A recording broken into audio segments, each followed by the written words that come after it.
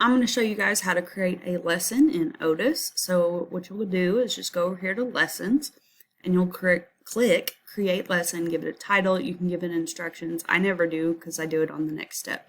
So here's one I already created. Here's where I added instructions. So to add instructions, you'll go Add Activity, Add Instructions. So what I did in my instructions was walk kids through every activity that they needed to complete for this lesson.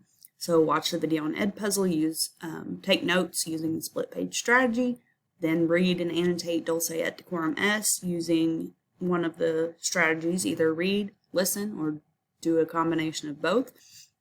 Complete the activity at the end of the video on Edpuzzle and submit it. Wait until it is graded to move on to the assessment. Now that's something I've done with my self-paced classroom. That's certainly something you guys don't have to do. I just wanted to include everything that you might want to do in your lesson. So, and then lastly, they would complete the assessment. Luckily, Otis has added that feature. I wish we had it last year, but we didn't. It makes it a lot easier. So, the first step is to watch the video on Edpuzzle. So, what I did to get that on there, instead of just hoping kids know to go to Edpuzzle and where to find things, I always link it. So, you'd go to Add Activity, Add Resource, and then Link. On my Edpuzzle, I just pulled up the assignment, and you have to make sure it's been assigned before you share it. So you'll just click Share, copy the link, go back to Otis, paste the link in there, name it. Okay, so there's my Edpuzzle. Then I added another link with the poem. So I just add activity, add a resource, add a link, and I just pulled something from the Poetry Foundation for the text. Then, if kids would rather listen or want to listen and read at the same time, I added the audio. So I just pulled that off YouTube. So add resource, YouTube, paste the link in there, same thing, very simple.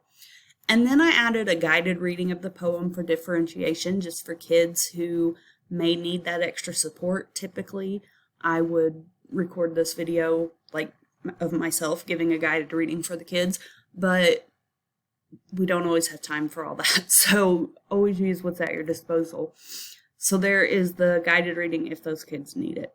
And then lastly is the assessment.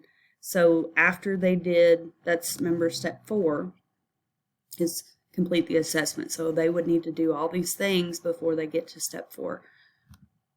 All you would do is go to Add Activity, Add Assessment, and then you just pull from an assessment you've already created. So you want to make sure that's already made before you begin this process. Okay, so I have everything there that I need kids to do for this lesson.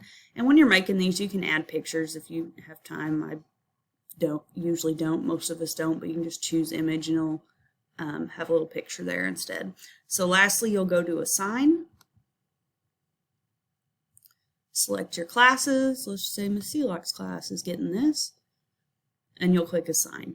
Now, if you only wanted some kids to get this, so let's say you didn't want to include the guided reading of the poem for all students, you would just deselect all, and then choose the ones you want, or individually just take a few kids off, and then assign.